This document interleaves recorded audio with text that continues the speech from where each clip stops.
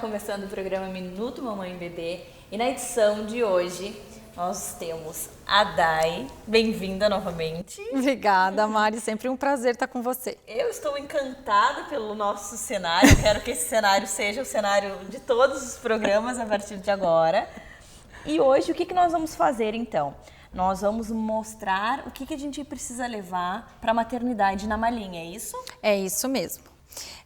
Nós preparamos uma lista e essa lista está disponível lá no nosso site, também no Instagram, que são sugestões do que você pode ter, do seu enxoval, mas também o que deve se levar para a maternidade. Essa lista também está no Instagram do Minuto Mamãe e Bebê que eu postei, que foi feita através das informações de vocês. Mais um lugar onde a pessoa pode usar para se organizar. Verdade. Mari, olha só, nós preparamos nessa lista a parte da roupa do bebê, a higiene, a mala da mãe e a mala do pai. Entendi. Sempre lembrando que também temos a parte da segurança da retirada do bebê da maternidade, porque às vezes a gente se preocupa, o que eu levo, que roupa o bebê vai usar, mas a mãe esquece que por lei nós não podemos tirar o bebê da maternidade sem o bebê conforto. Olha só. Tá? Super importante essa informação. Eu trouxe aqui, e está aqui com a gente, a mala, que é uma opção de a mãe ter, e com as embalagens já preparadas para cada dia, e bolsas que são práticas também para você levar para a maternidade, mas não necessariamente precisa ser a mala de rodinha. Entendi. Tá? Então eu preparei aqui, os meus são, o que está aqui do meu lado é o look do meu bebê que já está aqui no Bebê Conforto, são 3. Aqui no Bebê Conforto ela já está preparada para sair da maternidade. Legal. E eu trouxe aqui dentro da embalagem os itens do dia. Essa embalagem, ela tá completa. Essa embalagem, ela tá completa, tá vendo? Ela tem um tamanho, uma proporção que cabe absolutamente a roupa do dia. E cabe também certinho na mala. E cabe certinho na mala, Que legal. Cabe certinho na bolsa, porque além Daí da ela mala fica de em pezinho. rodinha, isso, Legal. cabe também na bolsa. Tudo pensado com tanto carinho, né? É verdade. Você vai puxando aí, eu vou puxando aqui pra ver se tá Isso, certinho. vamos fazer menino e menina ao mesmo tempo. Tá. Eu tenho aqui, então, aquele conjuntinho de mijão, né? Que precisa para pôr por baixo. Eu tenho aqui, claro, não pode faltar a fralda, né? É bom a gente lembrar, a fralda descartável. Precisa levar um pacote da RN, pelo levantamento que nós fizemos das maternidades, das listas das maternidades da cidade, tá? Entendi. O paninho de boca, claro, né? A touca e a luva, porque o bebê tem a unha molinha e tudo, mas nessa fase ele se arranha bastante, então a luva é um item que a gente indica bastante. E o macacão, que ele pode Coisa mais ser linda. no tricô ou não, Mari. Ele não precisa, esse é um tricô de algodão, né? Mas ele pode ser, por exemplo, aqui eu tenho na minha outra embalagem, que seria o look do meu segundo dia do meu bebê, uma jardineira, ó, é bem o look do verão, com o body. E se você quiser, se tiver frio, a gente pode jogar um casaquinho aqui em cima. Mas olha que fofo que fica a jardineira. Muito lindo. E aí também aqui, né, claro, sempre o paninho de boca aqui. Sim, tem que ter. Combinando, né, com o look do dia. E os mesmos itens. A touquinha e a luvinha, nesse caso aqui nós temos uma de tricô e aqui eu tenho uma de suidine, que é o mesmo material que nós usamos nesse pagãozinho aqui. 100% algodão. É muito Ela é gostoso. super macio. O bebê às vezes fica com um pouquinho de calor, dá uma suadinha, então ele absorve. É bem gostosa. Bem gostosa, um conjuntinho que já vai delícia. completo. E eu tenho aqui neste look deste dia a nossa manta coeiro. Já ouviu falar, Mari? Sim. O coeiro é super solicitado, né? Além de ter a manta de tricô, nós também podemos usar o coeiro para enrolar o bebê, não Fazer o precisa ficar charutinho. usando, não precisa ficar só usando o tricô o tempo inteiro, né? Queres dar uma olhada no look do menino? Todo mundo reclama Quero. que as meninas geralmente ficam, né, cheias de pompa, mas a gente trouxe um jogo aqui, um look maravilhoso, ó, para menino, com o coeiro também bordado à mão, combinando, e claro, né, não podia faltar uma manta de tricô, o conjuntinho aqui de touquinha e luvinha. Além disso, o que nós indicamos lá na loja para pôr dentro da mala é o saquinho da roupa suja. Já ouviu falar? Esse saquinho, ele é bem legal porque aqui dentro ele é impermeável. Então, o bebê fez um xixi, passou na roupa, fez um cocôzinho lá que passou na roupa. Também temos aqui, a gente chama de usadinha, então é um item também que a gente indica para colocar lá dentro da bolsa da maternidade. Claro que a gente tem que levar os itens de higiene, e aí eu trago aqui comigo na minha bolsa um trio, que é álcool gel para mão, o álcool líquido, porque tem mãe que gosta também do álcool líquido, e a novidade lá na Divino Bebê, que é a Nano Odor de Fraldas, que é para você usar na fralda, para não ficar aquele cheirinho desagradável no banheiro, ou do hospital, ou da nossa casa, ou na casa de uma visita, ou até mesmo em algum lugar público, né? Então, esse também a gente está indicando agora para as nossas mamães poderem levar para maternidade. Show, sensacional. Vou fazer propaganda aqui, né? Mas é bom termos o shampoo, e um shampoo que você possa usar na cabeça e no corpo. Tem aquele que você consegue usar, então também é um item que você tem que levar. Claro, a pomada de assadura, a gente indica sempre, né, em casa, depois do hospital, usar mesmo a água para limpar, que evita a assadura você usar, né? Sim, com certeza. E a escovinha de cabelo. Isso linda. tudo aqui na nossa necessaire. Na loja você encontra desde a mala com rodinha, mala sem rodinha, as bolsas. Linda. A bolsa que você leva no dia a dia, e aí a gente tem uma novidade, além de trabalhar com a Master Bag, a gente tem agora também a Maria Leite Concept, que é uma bolsa diferente, uma bolsa que não tem tanta cara de bebezinho, e aí o pai às vezes fica mais confortável de levar, né? Entendi. Tem pai que não se importa em estar com uma bolsa assim, né, toda colorida, toda parecendo mesmo um bebê, mas tem uns que se importam. Para atender todos os gostos, todos né, os Dai? gostos. Tudo que nós mostramos aqui tem lá na loja. Temos disponível. É produzido por vocês. Todas as peças. Esses tricôs não, né? Eu tenho até uma linha de tricô, mas esse que eu te trouxe aqui hoje não é da nossa produção. Mas essa linha do enxoval, a embalagem, a personalização da embalagem, né? Lá no nosso espaço novo, nós fizemos um canto só de bebê, tem um quartinho montado bem lindo, aconchegante. E é onde a gente acaba mostrando essas peças. Bastante coisa bordada à mão, muita coisa bordada à mão, e o espaço também das saídas de maternidade. A gente recomenda, Mari, guardar o documento, a documentação, as receitas que você vai ganhar na maternidade dentro da nossa carteirinha de porta-documento, né? Assim fica também organizado dentro da mala. A gente tem essa e temos essa, então assim, para todos os gostos. Essa, né, muito mais bebezinho, e essa mais moderninha. Verdade. Então essa também é uma opção de levar para a maternidade, para deixar as coisas na mala bem organizadas. Além disso, eu trouxe aqui uma saia, que é aquela saia para pôr no berço, que aí você forra o bercinho da maternidade com ela. Aqui essa tem uma inicial, bordada à mão, bem bonita. Dá para fazer no menino também, fica bem legal no menino, não precisa ser só para menina. Sim. E você apoia o bebê e o bebê não escorrega, né? Então ela fica até um pouco de suporte. Dá assim. mais segurança. Dá mais segurança. E fica bem lindo, né? As fotos maravilhoso. ficam maravilhosas. Quando tu olha, assim, fica tudo perfeito, né? Realeza. É isso mesmo. Mari, eu acho que a gente acabou mostrando tudo, até vou olhar aqui, ó. Então, os paninhos de boca, né? As 3 embalagens, cada embalagem para o seu dia. Então, é indicado levar 3 roupinhas. São 3 trocas e é bom você levar uma reserva, Sim. né? A gente tem mãe que gosta só de usar o tricô, mas se quiser levar uma reserva de malha, um macacãozinho de malha, dependendo da estação do ano, você trabalhar com as jardineiras e ter uma segunda opção de pôr uma jardineira, um body, isso também funciona.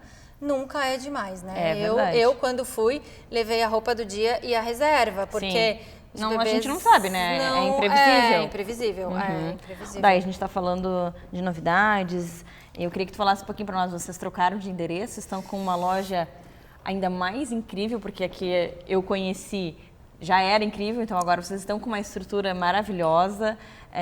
Queria que tu falasse um pouquinho para nós onde vocês estão situados, o que tem de novidade lá.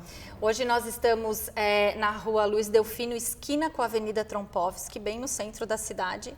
Ela ficou uma loja bem agradável, assim, porque o espaço é amplo, ela tem um pé direito, uma iluminação maravilhosa. Que delícia. Acabamos de montar uma árvore de Natal linda, toda de Michu, tá lá no nosso Instagram. Tá lá no nosso Instagram, as crianças adoram, e aí ficam as bonequinhas lá todas expostas, e enfim, tá bem lindo, aconchegante. Preparamos um espaço para receber a nossa gestante com a gente e um espaço pro arquiteto ou a arquiteta receber a gestante dele também no segundo andar da loja. Então fizemos uma estrutura assim mais aconchegante, os bebês têm ido na loja de carrinho, que não acontecia na outra loja. Tem bastante espaço para passear. Tem espaço para circular dentro da loja, então ficou bem agradável.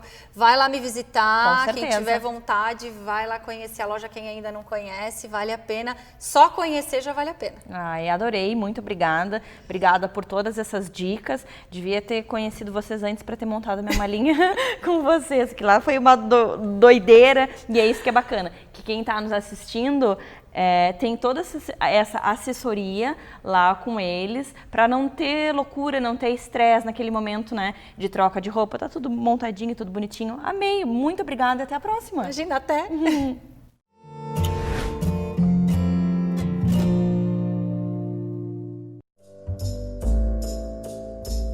A loja Divino Bebê tem fabricação própria. São mais de 10 anos de experiência no mercado de enxoval para bebês. Temos estampas exclusivas, contamos com um bordado industrial e manual e um catálogo de materiais da melhor qualidade para personalizar com carinho o sonho de cada cliente. Temos roupa especial para batismo,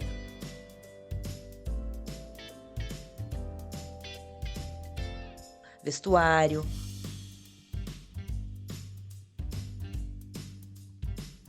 móveis e decoração.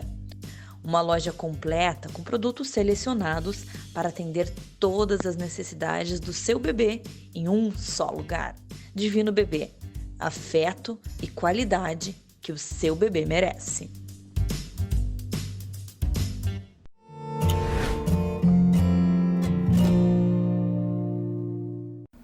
Agora a gente vai conversar com a nossa educadora do sono, a Giovana. Bem-vinda novamente. Obrigada, Mari. É um assunto que tem muitas perguntas, muitas questões, está sempre surgindo mais perguntas e mais dúvidas, e ainda bem que nós temos você para nos ajudar a responder todas. Queria falar hoje contigo, queria que tu nos explicasse a respeito do sono. Quando a gente pensa num sono noturno saudável, a gente tem que se preocupar com o quê? Com as sonecas, com a amamentação, enfim, conta um pouquinho para nós. Sim, a gente tem que pensar no dia da criança. Então, sono noturno saudável, de qualidade, ele é o resultado de um dia bem equilibrado, né? E dentro das necessidades diárias da criança, do bebê e da criança pequena, né, estão as sonecas. Então, o sono diurno, ele é completamente importante, né? Ele é muito importante para o sono noturno. Como a gente falou na outra gravação, né, o sono do bebê ele é polifásico. Então o bebê e a criança pequena, ele precisa fazer sonos durante o dia porque faz parte da arquitetura do sono.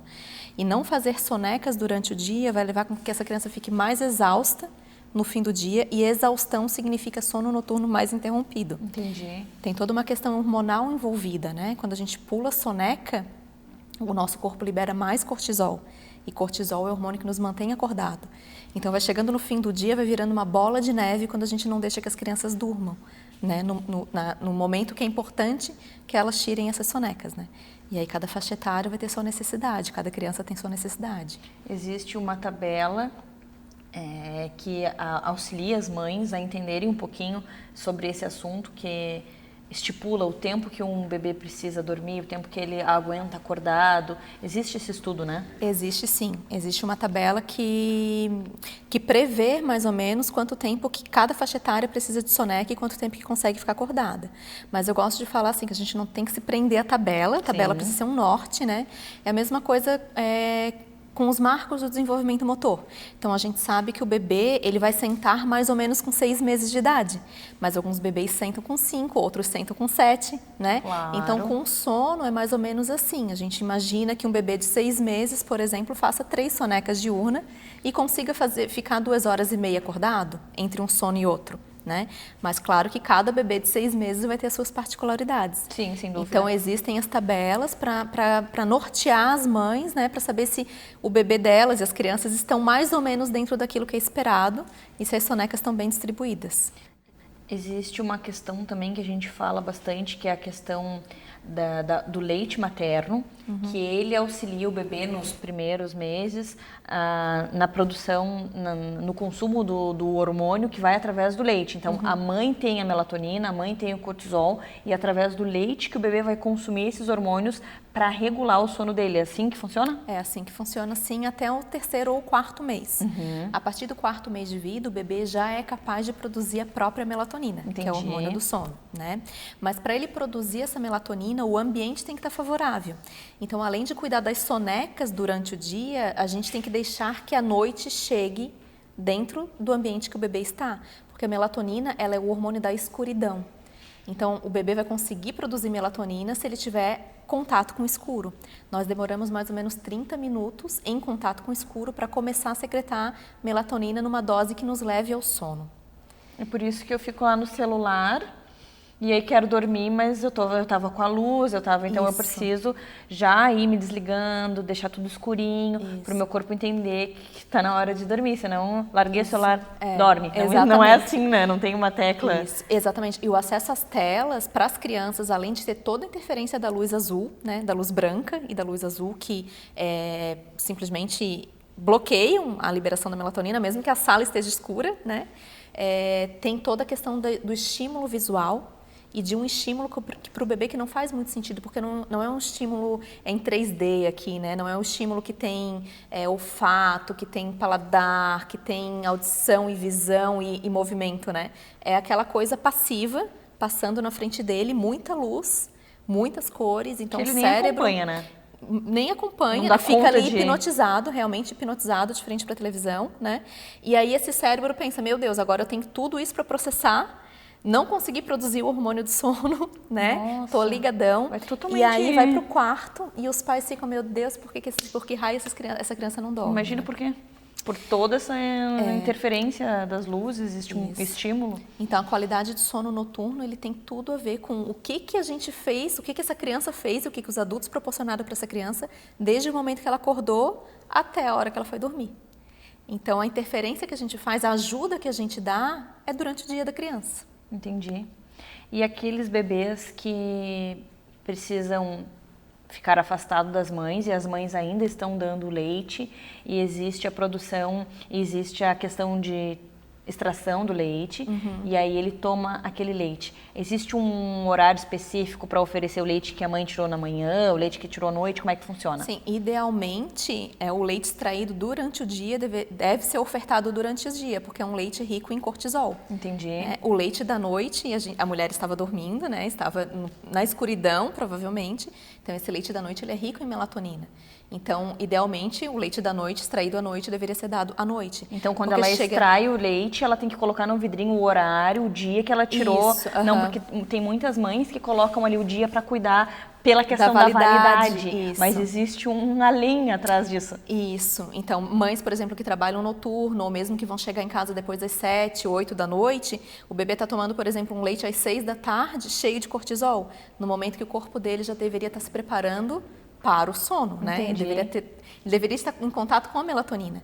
Então, o bebê para dormir bem, qualquer pessoa para dormir bem precisa mergulhar em melatonina. Entendi. Né? Então, sempre levar isso em conta também para quem usa muito o leite, né? Extrai muito leite para o bebê tomar durante o dia, é importante dar uma olhada nisso. Agora as mães vão ficar as madrugadas inteiras extraindo leite, vão dormir com a bombinha ali para dar o leite. O leite cheio de melatonina. Mas são várias questões e são detalhes que vai fazer a diferença, porque a gente não treina um bebê para dormir. Não. A gente vai auxiliando ele a entender como é que faz, como é que vive nesse processo, né? Nós precisamos ser modelos, né? A gente tem que cuidar do dia desse bebê Verdade. e ser modelo, né? Modelo de relaxamento, modelo de estar com sono, de dormir. Então, o bebê ele não precisa de treinamento, a criança não precisa de treinamento, ela precisa de ter suas necessidades atendidas. E o sono é uma necessidade muito importante, tanto para o corpo como para as emoções, né? Da criança e de qualquer pessoa.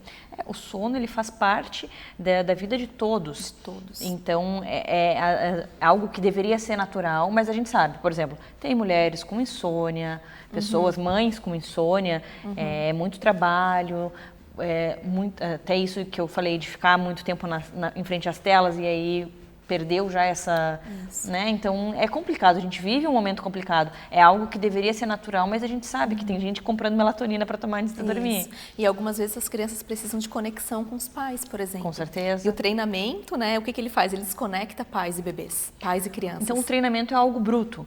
Em linhas gerais é algo que vai ensinar para a criança como dormir, né?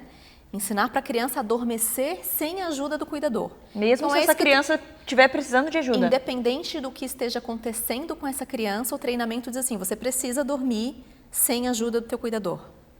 Né? Então, aí existem várias técnicas, né, que é modificar a forma que a criança adormece. Né? Então, desde as mais brutas até as mais gentis, que na verdade não são tão gentis assim, porque passam por cima da necessidade da criança. Às vezes essa criança precisa se conectar com os pais, um momento de alta conexão antes de dormir, para conseguir se desligar, porque o sono é um momento de ausência. Ninguém consegue levar ninguém junto para o sono, né? Sim. Então, para a criança, isso é muito profundo. Se ela tem uma presença verdadeira, longe de, por exemplo, o celular, de outras preocupações cotidianas, se ela enche o tanquinho dela, a mochilinha dela de afeto e de amor antes do momento de dormir, ela tem uma noite mais tranquila. Então, muitas vezes, o caminho é o oposto, né? Ao invés de separar mães e bebês, a gente tem que dar qualidade para essa relação, para esse vínculo. Então, o sono, os despertares noturnos também passam por essa questão afetiva, né? A gente sabe que é complicado para a mãe, que tem que ter esse olhar para a mulher também, que muitas vezes está acordando várias. A Martina, quando tinha 6 meses, ela acordava de 30 em 30 minutos. É algo que desgasta muito, a gente tem que entender, tem que ter esse olhar para a mãe, mas a gente tem que levar uma informação que realmente acolha os dois lados, né? Os dois lados. E sempre olhar para esses casos de 30 em 30 minutos, por exemplo, tem bloqueador de sono atuando. Né? Então, é aí que a gente entra, né? com o trabalho de olhar o que está impedindo que essa criança durma. Porque as mães também precisam olhar para a saúde mental materna, né? Mental e física. Sim. E aí, se eu tivesse te chamado naquela época, onde a minha filha acordava a cada 30 minutos, o que tu ia fazer lá conosco? Tu ia analisar as sonecas, tu ia analisar tudo que estava acontecendo. Isso. Tu não ia fazer um treinamento. Não. Tu ia me ajudar a achar... Eu iria te ajudar a preparar o corpo e a emoção da Martina para o momento de sono. Considerando o temperamento dela, considerando a família de vocês, o ambiente de vocês, o contexto, né? Te ajudar a organizar o dia para que o corpo dela e o emocional dela estivesse preparado para o momento do sono. Olha só, que bacana. Então, daí seria exatamente o que eu queria. Eu não queria nada... Eu vi cursos de treinamento, não quero fazer isso com a minha filha. Então, realmente, a tua linha, o que tu faria seria me mostrar algo que eu não estava vendo, mas de forma sutil nós iríamos consertar tudo aquilo. Isso, e muito provavelmente, né, com um bebê muito pequeno, a gente não iria conseguir a noite inteira de sono ininterrupta. E tudo mas bem. Talvez ela deixasse de acordar de 30 em 30 minutos e dormisse a cada 3 horas. Nossa, eu ia estar no que paraíso naquela Exatamente. época. Então, sempre considerando o que o bebê está pronto para fazer nesse momento. Entendi. Nossa, que fantástico, é tão bom, assim, entender sobre esse assunto, porque o sono, ele não está só na vida do bebê, é na vida da criança, do adolescente, do adulto, e é um assunto que realmente encanta e que sempre as mães procuram e pedem informação. Eu tenho certeza que você que está nos assistindo gostou. Obrigada, querida, até a próxima. Obrigada, até a próxima, Mari.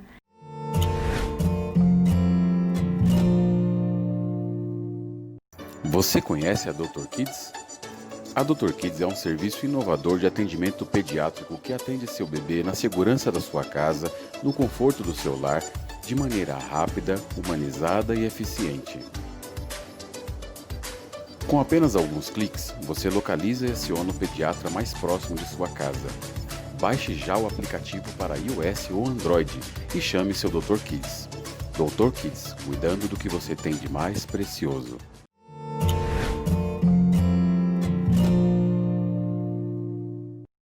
Agora nós vamos conversar com a nossa consultora de amamentação sobre fissuras mamárias. Sol, bem-vinda novamente, obrigada por estar aqui conosco e falar sobre esse assunto tão importante e delicado. Eu queria que tu contasse para nós como que começa uma fissura mamária. Mari, muito obrigada primeiro, né? Tô amando fazer parte desse grupo maravilhoso. Ai, coisa boa! Então, vamos falar sim sobre as fissuras mamárias. A maior causa de fissura mamária é a pega incorreta. Não tem outra coisa que venha fazer fissura mamária se não for o bebê já pegar incorreto. Entendi. O bebê vai pegar incorreto como? Se ele não abrir bem a boca e não pegar parte da areola, eu sempre digo para as mães o seguinte, tem que juntar, lembre como você come um sanduíche. O sanduíche não tem que ser amassadinho, juntinho, para você poder morder. Então, você não vai conseguir comer um sanduíche do lado ao contrário. Então, muitas das vezes, as mães fazem o C, né? Mas quando o bebê tem a pega correta já, tem poucos bebês que nascem sabendo já fazer a pega correta, a forma em C tá ótimo, porque o bebê vai pegar de qualquer maneira. Só que muitas das vezes as mães têm a mama um pouco mais avantajada, né? Tem um pouco mais de pele, mama mais flácida, ou até mesmo aquelas mamas bonitinhas ali, rígidas e tal, mas se a puérpera não juntar bem e pegar o bebê de forma a qual o bebê vai abraçar desta forma, para ele pegar a areola e não o mamilo.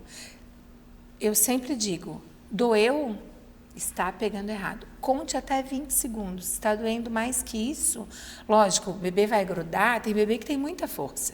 Então, ele gruda e dói, mas se continuar doendo, é porque está errado. É exatamente isso. Sol, tu falando, veio um filme na minha cabeça. Quando eu amamentava a Martina lá nos primeiros dias, sozinha, a dor não passava. Quando tu colocavas ela, doía o comecinho e tu olhava pra mim, a gente contava e passava. Então daí era o sinal que tava ok, que tava certo. Às vezes, a mama tá muito fissurada, mas eu passo nos quartos ou eu vou a domicílio e explico, mãe, olha só, vamos pegar assim e vamos levar o bebê, né, em direção desse sanduíche. Vamos segurar esse sanduíche até sentir que o bebê está tirando a pelezinha entre os dedos. Quando você consegue fazer isso, a dor já vai diminuindo. Muitas das vezes, mesmo fissurada, você lembra que você mesmo passou por isso? Mesmo fissurada, a gente tinha os momentos do bebê sugar sem a dor, né? Então, mamilo que dói, mamilo fissurado é pega incorreta.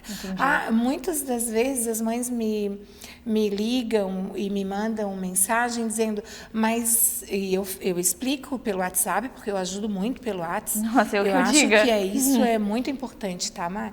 É o profissional saber também dar esse feedback pro paciente, né? Verdade. Porque às vezes eu peço, me manda uma foto, me manda uma filmagem, Verdade. que eu vou olhar ali, Na hora eu vejo, às vezes a mamãe está segurando errado, às vezes a mamãe faz isso com o bebê sobe, a mama desce. Então, nesse começo tem que olhar, tem que... Tudo. Quando tu vai dar uma mamar, é sem celular, é sem Sem televisão. celular. É bem olhar, lembrado prestar atenção. isso, porque a gente vai falar sobre um assunto que o celular é o foco. Verdade. Então, assim, Sol, eu lembro que naquela época tu dizia que a Martina fazia boca de peixinho e que ela tava ok. Então, o problema era o jeito que eu colocava. De repente, eu não fazia o sanduíche, porque ela fazia o movimento certinho, ela pegava isso aqui. No que ela pegava errado e aí que dava fissura. Mas lembra que você dava uma puxadinha no ombro Sim. e puxava ela para cima? Sim. Aí o que acontecia? A mama estava pesada. Então a mama desce, o bebê sobe, ele vai escapar a parte de baixo da mama e vai pegar só o mamilo. Muitas das vezes o mamilo sai tortinho, fica com o bico puxado. E isso é pega incorreta. Entendi. E aí, dessas pegas incorretas, vem as terríveis, doloridas e tristes fissuras. Vem.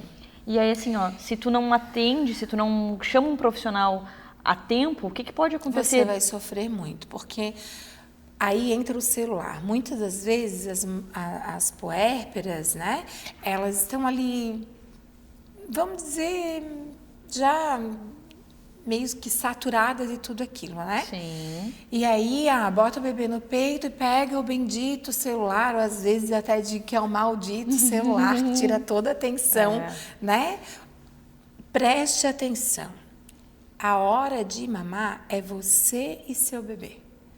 O celular é o inimigo desse processo. Que daí tu não vê, né? Tu não presta atenção no que está acontecendo. Exatamente. Você não presta atenção da forma que está segurando, da forma que o bebê está pegando, da forma que você está se posicionando, né? É verdade. Então, tudo isso tem que prestar atenção. E sem falar que se a mama tem fissura e a mamãe está ali com o celular na mão, o celular, gente, é o maior foco de bactéria que se tem hoje em dia. Olha só.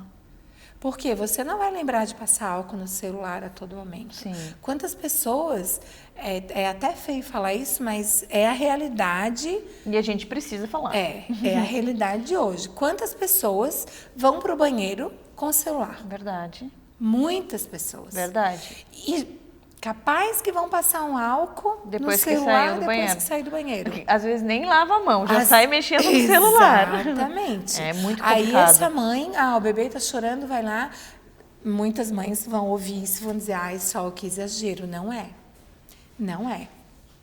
Vai lá, o celular está todo contaminado, colocou o bebê no peito e tal. Aí o bebê está ali encaixadinho, vai lá e pega o celular. E aí depois vai... Na hora de tirar o bebê, vai com aquele dedo contaminado. Super limpo. Perigo só. Se a mama estiver lesionada, é o caminho para a bactéria se alojar. E se acontece isso, o que vai acontecer? Muitas das vezes acontece mastite bacteriana por causa deste motivo. Olha só. Muitas das vezes. Eu já cansei de atender paciente com um abscesso encapsulado, de eu não poder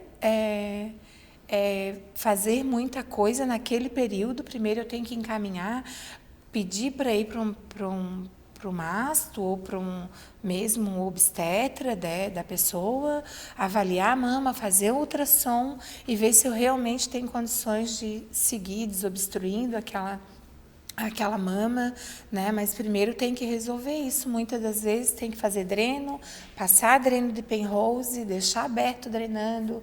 Muitas das vezes fazem punção com seringa e agulha. Nossa, e ainda não resolve. Então, tem que a minha entrar com mastite antibiótico. foi tranquila, hein? Super. A sua mastite foi só por obstrução, não foi uma mastite bacteriana. Por isso que foi muito fácil da gente resolver. Verdade. Que foi dolorido, né? Lógico, a gente sabe que é. Porque desobstruir, a mama está no processo inflamatório. Muito leite. Né? Mas conseguimos. E eu sempre digo assim, hoje tem vários meios de curar uma fissura. Tem pega correta, a forma que a mãe segura, né? O profissional vai lá, ajuda, tal, explica. E também tem o tratamento a laser. Que Nossa, eu amo esse tratamento laser. Eu posso fechar o olho e lembrar da Sol chegando lá em casa com a sua maleta mágica, com as suas mãos de fada e a luz mais incrível do mundo, que é o laser. Sol, esse tratamento é muito eficiente, incrível, né? É muito eficiente.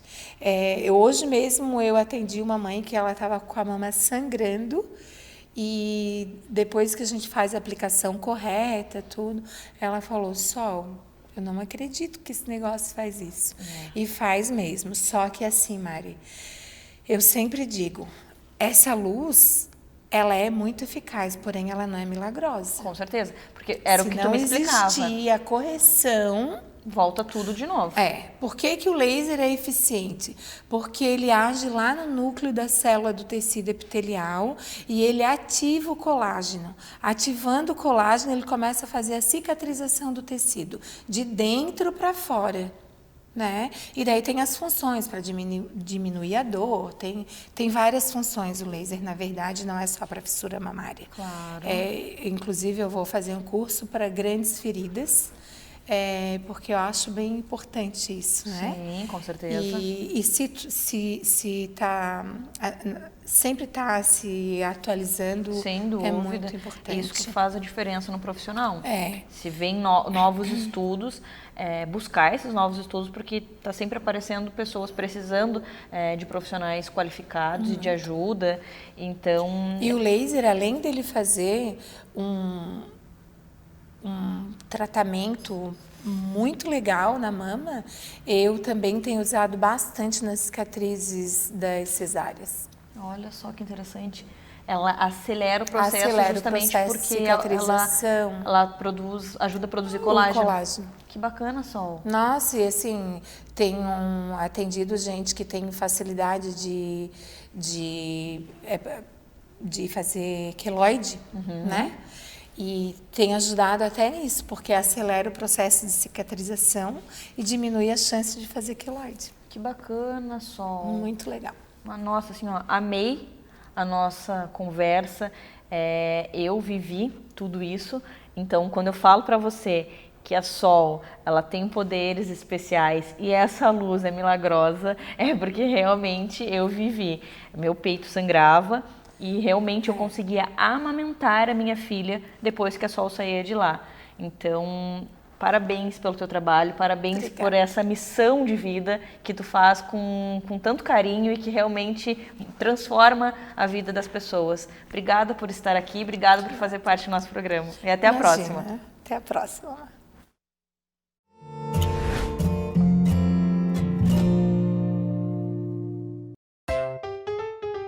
Então, vamos falar um pouquinho sobre a introdução da alimentação complementar no bebê, um assunto muito importante que gera muitas dúvidas para as mães. A recomendação atual é que a introdução dos alimentos seja por volta dos 6 meses de vida e há algumas razões para essa idade. Uma delas é que o aleitamento materno ele deveria ser exclusivo até os 6 meses e também porque nessa idade o bebê já vai ter uma maturação do sistema digestivo e neurológico para receber os alimentos. A gente percebe na prática que o bebê está pronto para isso porque ele já fica mais sentadinho, cabeça firminha, olha para os alimentos, presta atenção, quer pegar. Esse processo ele pode ser um pouco lento, mas tem que ser prazeroso. Então a dica que eu dou para as mamães é que tenha paciência, controle a ansiedade, que cada criança vai ter o seu tempo.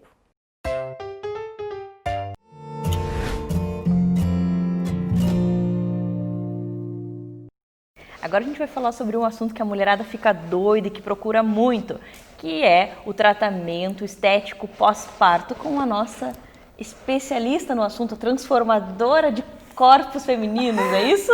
Imagina! Querida, a gente sabe que o gestar, que a gestação, ela mexe muito com o corpo da mulher, ela transforma as nossas curvas. Claro que aquela barriguinha é uma curva maravilhosa que a gente ama, mas que muitas vezes deixam marcas. Estria, depois aquela barriga que esticou tem aquela pele, a flacidez. Então, assim, quando as mulheres te procuram, o que pode fazer para reverter essa situação?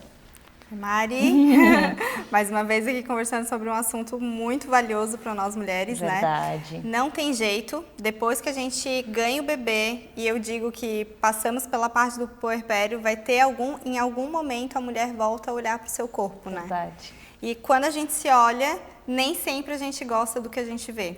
Então ali, como tu falaste, né, excesso de pele, uma flacidez, uma gordurinha localizada, uma celulite, um inchaço, uma estria. Então assim, a dermatofuncional está aí para poder ajudar as mulheres a recuperar a autoestima nesse pós-parto. Como é fundamental, né? E é muito fundamental para o nosso dia a dia, para a gente realmente voltar a ser nós mesmas, né? É muito importante. Então, dentro da dermatofuncional, nós temos vários tratamentos. O mais importante, num primeiro momento, é avaliar o corpo dessa mulher, porque cada corpo é um corpo, Sim. né? Então, nós sempre buscamos fazer uma avaliação desse corpo, ver o que está incomodando essa mulher no pós-parto. Então, é uma diástase, é uma gordura localizada, é a flacidez, é a celulite, enfim, o que for, né, dela. E assim a gente vai propor o melhor tratamento. Dentre os tratamentos dermatofuncionais, eu, Cariana, como fisioterapeuta dermatofuncional, no pós-parto gosto de mesclar tanto terapia manual com os equipamentos eletroterápicos. Bacana. Então, a gente pode trabalhar tanto uma massagem modeladora, lá no consultório eu trabalho ali para o manual, que trabalha modeladora com bambu massagem. Podemos trabalhar a drenagem linfática e, associada a isso, nós trabalhamos também daí os equipamentos. Aí, tenho flacidez no pós-parto. Vamos então trabalhar de repente uma radiofrequência, uma criofrequência, que são equipamentos que trabalham o estímulo de colágeno da pele. É a diástase, então vamos focar no fortalecimento muscular com uma corrente russa. É celulite, uma endermoterapia. Então assim, os equipamentos são inúmeros, as possibilidades de tratamento são inúmeras, basta a gente saber o que está incomodando essa mulher, né? E assim determinar o melhor tratamento. Porque cada caso é único, cada corpo é único. Então, a minha dor, a minha reclamação é diferente de outra mãe, de outra puérpera. E o que aconteceu no meu corpo também não é a mesma coisa que aconteceu. Então, não adianta, não tem, assim, uma fórmula. Não, tu vai analisar, tu vai ver, vai conversar com aquela mulher, vai ver o que ela quer mudar. E aí, ver qual vai ser o tratamento mais específico para ela. E quando a gente fala em estria, tem solução? Dá para reverter? Como é que funciona? A estria, a gente tem que pensar nela, em qual fase está essa estria. Se for uma estria vermelha, ela está se rompendo, a pele ainda está em rompimento, então a gente vai focar mais em hidratação e nutrição da pele, para que quando ela se estire, né, fique branca, porque uma estria vermelha invariavelmente vai se tornar branca. Sim. Aí a gente busca trabalhar ela para que ela fique o mais fininha e imperceptível possível. Entendi. Quando ela for se tornar branca. Se ela já é uma estria branca, aí nós temos um tratamento que nós chamamos de estríate, que é com microgalvanopuntura, que trabalha corrente elétrica, mais a puntura da pele, para estimular essa derme e assim a gente ter um novo tecido no canal da estria. Então, assim, existem tratamentos sim, mas a gente precisa ver qual estágio está essa estria, se é uma estria vermelha ou se ela é uma estria branca.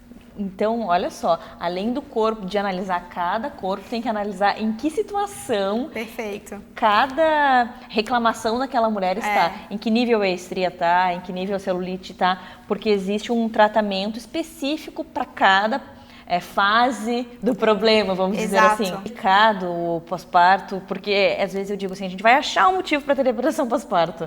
Então é o corpo, é o bebê que chora, enfim. Então, aí tu te olha assim, não é mais meu corpo, não tem mais o que fazer, mas saber que existe tratamento, que existe uma pessoa que está lá aguardando pela gente nesse momento é tão... conforta, né? Assim, Mari, eu já trabalho há 12 anos com mulheres no puerpério, né, no pós-parto, talvez até às vezes no puerpério, nem sempre, mas também na gestação. E o que eu percebo hoje como fisioterapeuta nesses anos todos é que a gente não consegue mais tratar só uma celulite. Nós não conseguimos tratar só uma flacidez pós-parto. Nós temos que trabalhar a mulher como um todo. Então, de algum tempo para cá, eu venho trabalhando terapias integrativas, holísticas, junto com o tratamento dermatofuncional, com uma massagem de pedras quentes ao final da sessão, para que essa mulher que está vindo se tratar, ela também saia relaxada, Sim. ela consiga trabalhar um pouco esse lado emocional, esse estresse que ela está vivendo, com toda uma nova vida, uma nova logística que a gente sabe muito bem. Com certeza, né? muda tudo. Muda tudo. Então, a gente não, eu, Cariana, não consigo olhar uma mulher só pelo problema estético, né? Pela afecção estética que ela me traz. Eu tenho que olhar também para esse emocional, como que ela tá. E não é raro, a mulher às vezes vem por uma razão e sai por outra, né? Que bacana. Mas a gente consegue, tem resultados lindíssimos em poucas sessões, contanto que a gente faça uma boa avaliação e um plano de tratamento certo para aquela mulher. Que legal, e é isso que eu queria falar também. Não existe uma fórmula mágica para nada, então assim, vai ter o teu trabalho, tem a parte manual, tem a parte dos equipamentos, mas também a gente sabe que tem alimentação, atividade física. Então, quando a pessoa te procura, ela também já vai ter uma assessoria tua. Sim. Tu vai, claro que vai indicar um nutricionista, mas saber que não é só aquilo, que você não vai fazer uma mágica, você vai fazer tudo que está ao seu alcance, mas que a pessoa também precisa fazer do lado dela, né? Sim. Sabe o que acontece muito, Mari? Muitas vezes, as mulheres vêm com a autoestima muito baixa, sem vontade de ir para uma academia, porque não estão felizes com o corpo, não querem botar uma roupa de ginástica. Então, ali a cabine, né, a nossa sala de tratamento é eu e a paciente.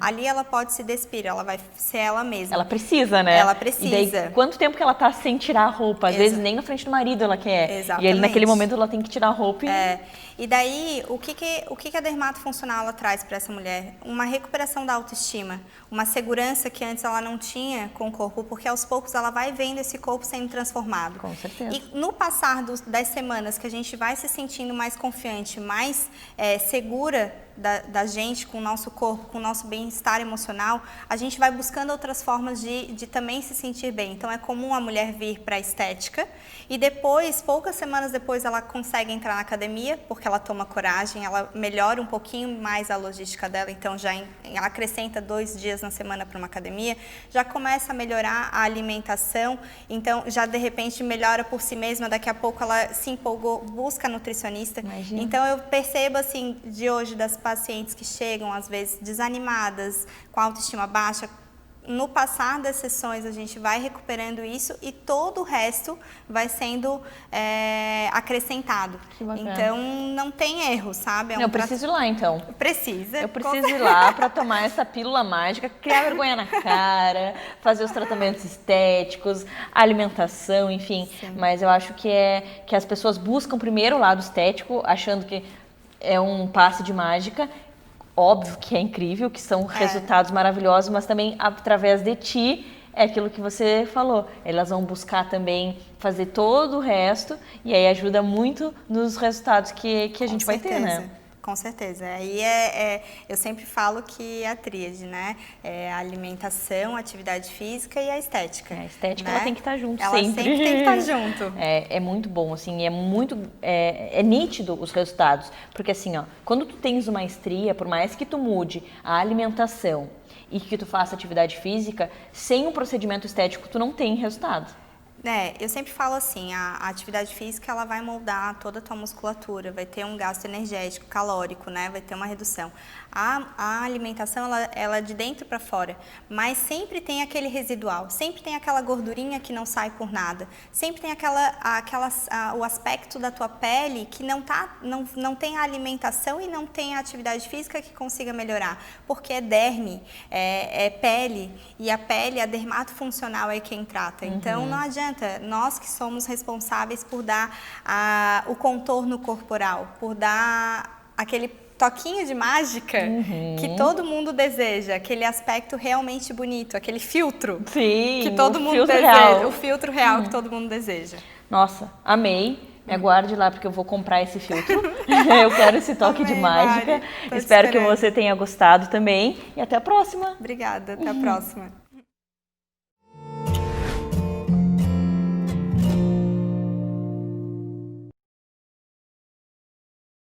Are you ready?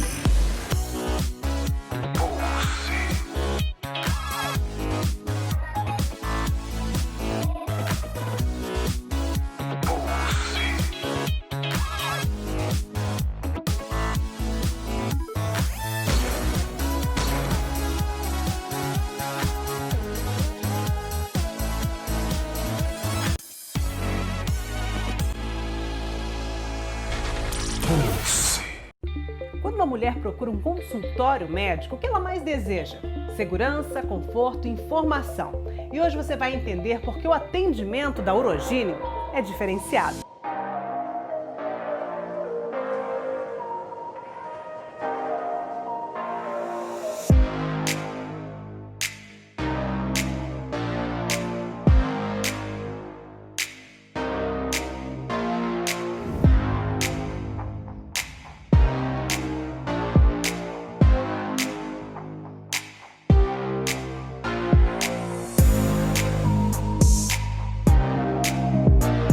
Nosso atendimento inclui todas as fases da vida da mulher, desde a primeira consulta ginecológica na adolescência, as consultas ginecológicas de rotina anual, para as gravidinhas do pré-natal, as mulheres climatéricas e a menopausa, incluindo as queixas urinárias, diminuição da libido, tudo isso numa estrutura moderna e aconchegante.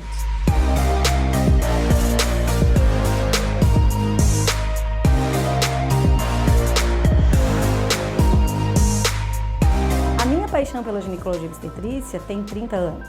Temos catalogadas 12 mil pacientes, 4 mil nascimentos e inúmeras cirurgias ginecológicas. Acompanhe nossas redes sociais com muitas dicas, novidades e informação. Procure @Urogine.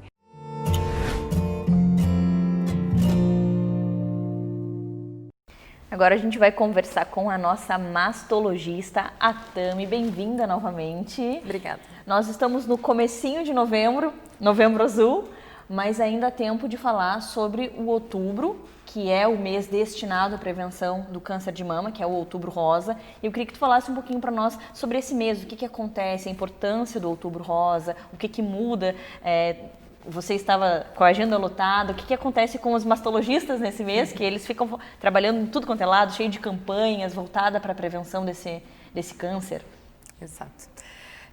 O Outubro Rosa é um mês que para os mastologistas acho que é o mês mais movimentado, né? Na verdade, o Outubro Rosa é um movimento que surgiu na década de 90 nos Estados Unidos e a ideia principal é aumentar a conscientização contra o câncer de mama, né?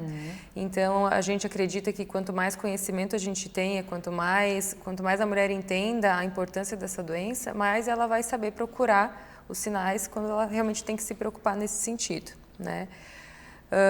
O Outubro Rosa, eu acredito que ele aumenta muito a conscientização, muito mais mulher vai entendendo o que é o câncer de mama, o quanto é uma doença que está cada vez mais incidente, mais casos a gente está vendo. Então, fala muito a favor da prevenção, né? Que acho que essa é a ideia principal. Porque acaba que em tudo quanto é lado está se falando sobre câncer de mama. Pega o celular nas redes sociais, está todo mundo falando sobre câncer de mama. Tu vai assistir a televisão, tem matéria, tem atualizações, tem dados e números, então é um mês que realmente abre os olhos, assim. Então, se daqui a um pouco tu tem alguma dúvida, fica pensando, daí pum, vou procurar um médico porque é o momento. E assim, falando em dor, falando em corpo e sinais, muitas pessoas procuram um tratamento, seja para qualquer parte do corpo, só quando sente a dor. Mas às vezes a dor já é um sinal super avançado. Então, o corpo pode dar, em relação ao câncer de mama, ele pode dar algum sinal, nódulo, como é que funciona?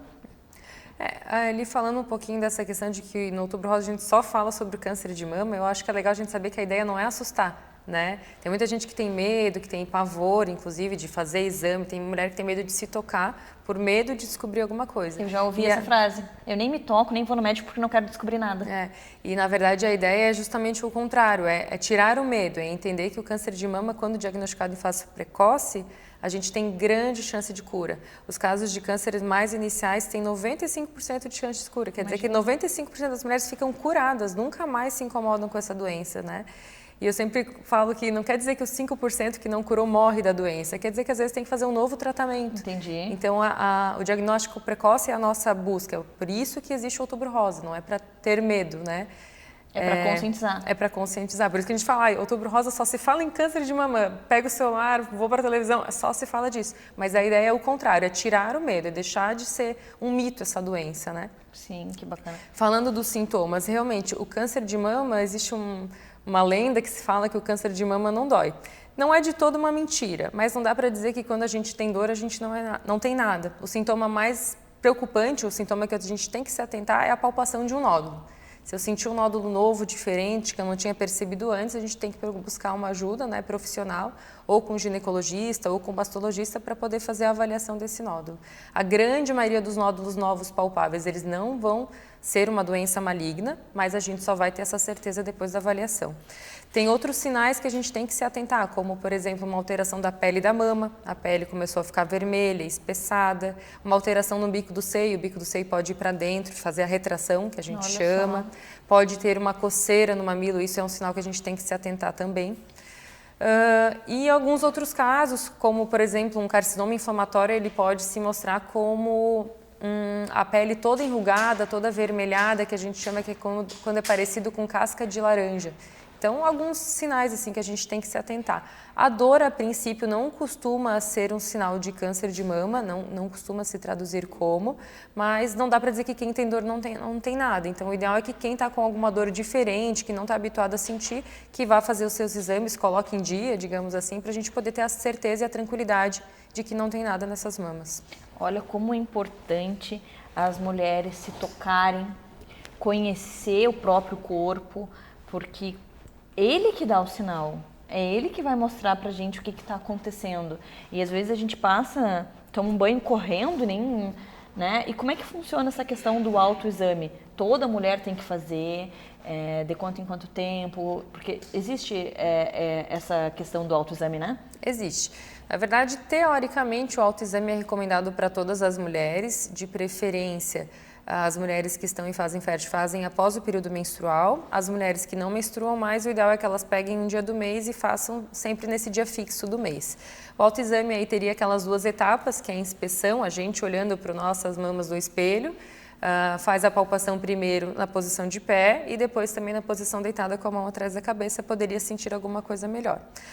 Existe uma outra versão, na verdade, do autoexame de mama, ele não é comprovado cientificamente como sendo um método eficaz para a prevenção do câncer. O que às vezes pode acontecer é a mulher não conhecer tanto a mama dela, não saber realmente identificar o que é um nódulo, o que não é um nódulo.